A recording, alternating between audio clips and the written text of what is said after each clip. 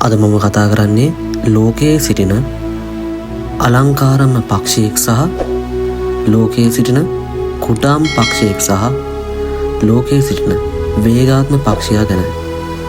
ඉතින් අපි යමු අපේ වීඩියෝ එකට.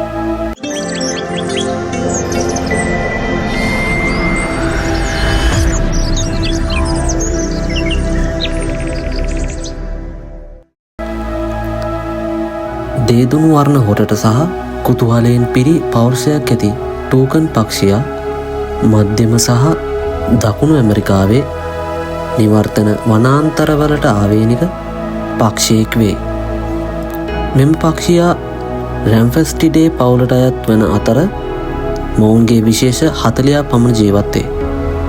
එයිනුත් වඩාත් ප්‍රසිද්ධ ටූකන් පක්ෂියා වන්නේ දැවැන්ත තැඹිලි හොට සහිත ටෝකෝ ටූකන්ය. මොවුන් වැඩි කාලයක් ගස්වල මුදුන්වල ජීවත් වන අතර බොහෝ දුරට පළතුරු අනුභවය කරන නමුත් කෘමීන්, බිත්තර සහ කුඩා උරගයින්ද අනුභව කරයි. ඔවුන් සමාජශීලී පක්ෂීන් වන අතර බොහෝ විට කුඩා රංශ වශයෙන් ගමන් කරයි. ඔවුන්ගේ හඬ වනාන්තරය හරහා දෝංකාර දෙයි. එකිනෙකා සමග සම්බන්ධතා පවත්වා ගැනීමට උපකාරී වන ഘോഷාකාරී සංනිවේදන හැකියාවක් ඔවුන්ට ඇත. ටෝකෝ ටූකන් පක්ෂියාගේ හොට ශරීර දිගෙන් 3/1 දක්වා වන නමුත් පුදුමයට කරුණ නම් එය ඇදෙහි නොහැකි තරම් සැහැල්ලු වේ. කෙරටින් ස්පොන්ජයක් වැනි ව්‍යුහයකින් සෑදී ඇති මෙම හොට ශක්තිමත් වන නමුත් ඉතා සැහැල්ලු වේ. විද්‍යාඥයින් විශ්වාස කරන අන්දමට මෙම හොට පෝෂදායී ආහාර ගැනීමට උපකාරී වේ. ඒ වගේම තාප නියාමනය කිරීමටද ඒ වගේම ආරක්ෂාවට සංදර්ශනයටද සොබාදාම විසින් මෙම පක්ෂියාට මෙම හොට ලබා දී ඇත. මෙම පක්ෂීන් ඔවුන්ගේ පැටවුන් ගස්වල කඳන් කුහර කොට ටූකන්ස් කූඩු සාදාගනී. බොහෝ විට පැරණි ලී කුහර නැවත භාවිතා කරයි.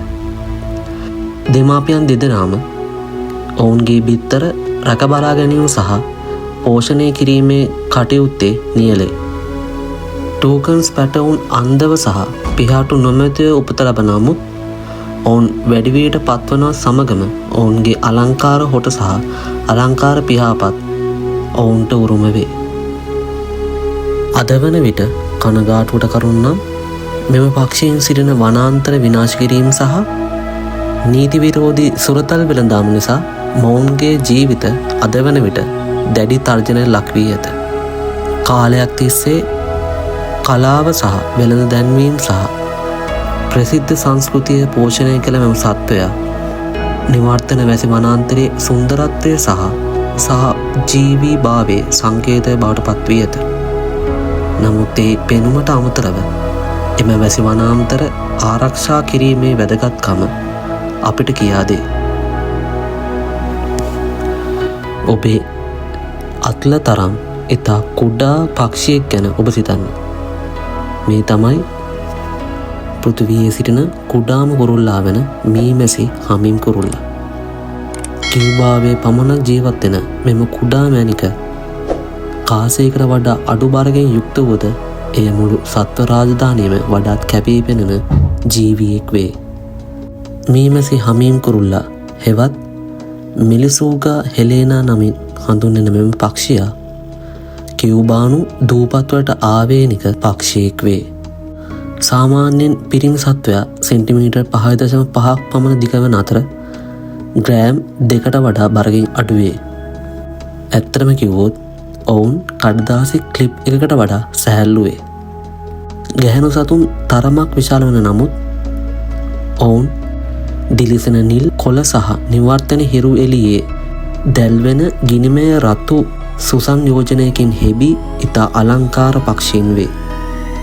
මෙම පක්ෂීන් තමන්ගේ පියාපත් තත්පරයකට 80 වතාවක් පියාසර කරන අතර කුඩා හෙලිකොප්ටරයක් මෙන් ඔවුන් මල් අතර සැරිසරයි. ඔවුන්ගේ පෙම් සමතතාවයකදී පිරිමි සත්වයා තත්පරයට පියාපත් 200කට වඩා පියාපත් ගසන අතර ඇසපියේ හෙළන සැනකට වඩා වේගවත් වේ. ඔවුන්ගේ පියාසර කිරීමේ මාංශපේශී ශරීර බරෙන් 30% පමණ වේ. පක්ෂී ලෝකයේ පියාසර කිරීමේ මාංශපේශී ඉහළම අනුපාතය ඇත්තේ මෙම පක්ෂයාට වේ.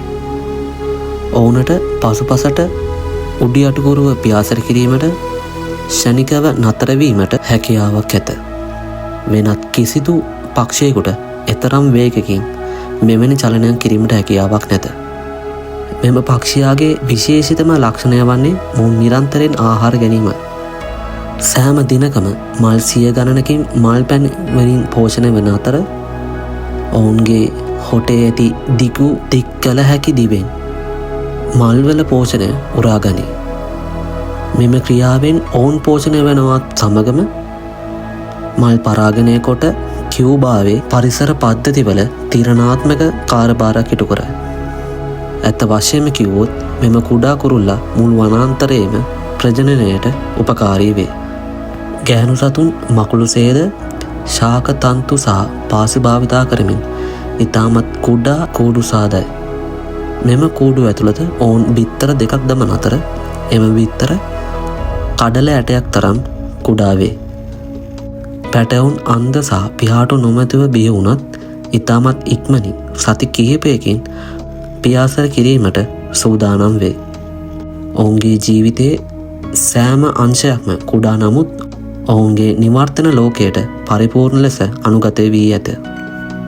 මීමැසි හමීම් කුරුල්ලා ස්වභාව ධර්මයේ ජීවමාන ආවරණයක් වන අතර අභිජනන සමයේදී ඔවුන්ගේ පිහාටු දීප්තිමත් රතු රෝස සහ තැඹිලි පැහැයෙන් දිදුලන අතර ගැහැණු සතුන් ආකර්ෂණය කර ගැනීමට ගුවන් නැටුම් ඔවුන් සිදු කරයි.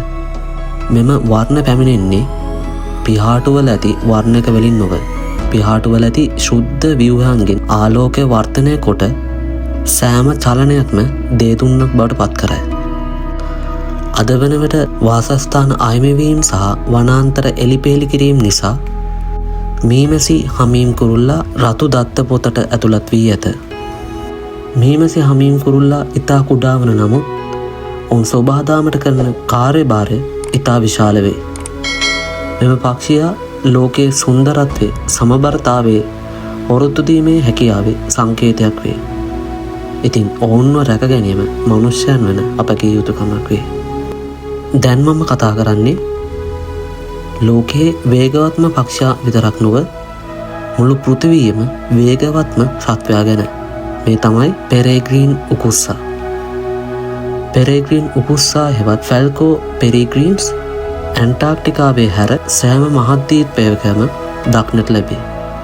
පෙරිග්‍රීන් යනු ලතින් භාෂාවෙන් පැමිණෙන වචනයක් වන අතර එහි තේරුම වන්නේ ඉබාගාතේ සැරිසරන්නා යන්නයි.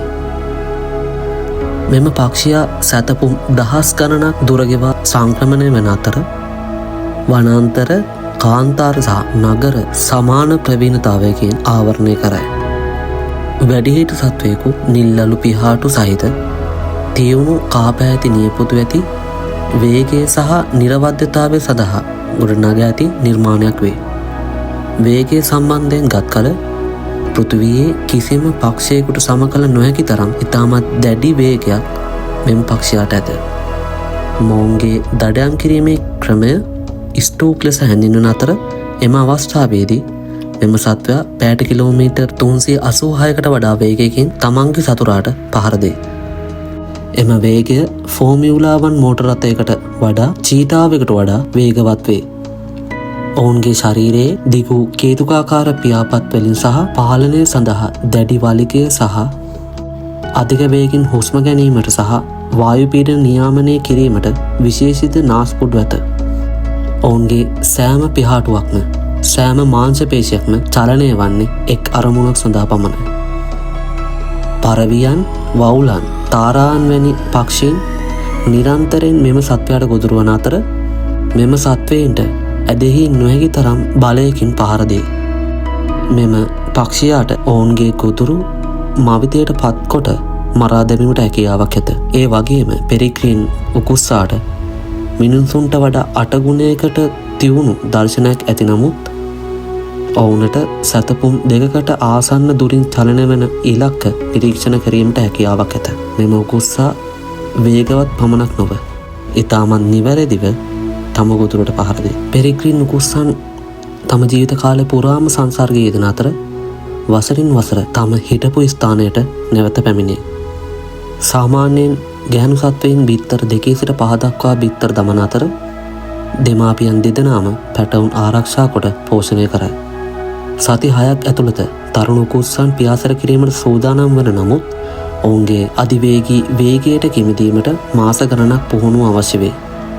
20 වන සියවසේ මැද භාගයේදී DDT පලිබෝධනාශක හේතුවෙන් ඔවුන්ගේ බිත්තර කටු තුනී වී කැඩී යාම හේතුවෙන් දැවැන්ත ජනගහන පහත වැටීමකට මොවුන්ට මුහුණ දීම සිදු වී ඇත.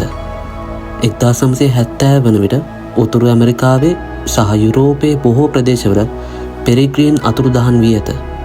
නමුත් DDT තහනම් කිරීම සහ ගෝලීය සංරක්ෂණ වැඩසටහන් වලට ස්තුති වන්නට පෙරිග්‍රීන් විස්මයජනක ලෙස නැවත පැමිණී ඇත. අද වන විට ඔවුන් නගර ජීවිතවලට පවා අනුවර්තනය වී ඇත. ඇත්තෙන්ම මේ උකුස්සා යනු ස්වභාවධර්මයේ අධිවේගී කලාකෘතියකි. බලය, නිරවද්‍යතාවය සහ ඔරුත්ීමේ හැකියාව පිළිබඳ ජීවමාන උදාහරණයකි. වරක් වඳවීමේ අත්තර සිටි මෙම සතුන් අද වන විට නගර සහ වනගත ඉඩම් එකසේ පාලනය කරයි. ඉතින් අද වීඩියෝ මෙතනින් නිමාවට පත් වෙනවා. ඔබගේ කැමතිම පක්ෂයා ගැන පහලින් කමෙන්ට් කරන්න. ඒ වගේම වීඩියෝ හොඳයි කියලා හිතනවා නම් ලයික් කරන්න. මෙවැනි අපූර්ව සතුන් ගැන දැනගැනීමට කැමති නම් අපගේ YouTube channel එක subscribe කොට bell icon එක click කරොත් මන් දාන වීඩියෝ බලන මුල්ම පිරිස අතරට ඔබටත් එක් විය හැකියි.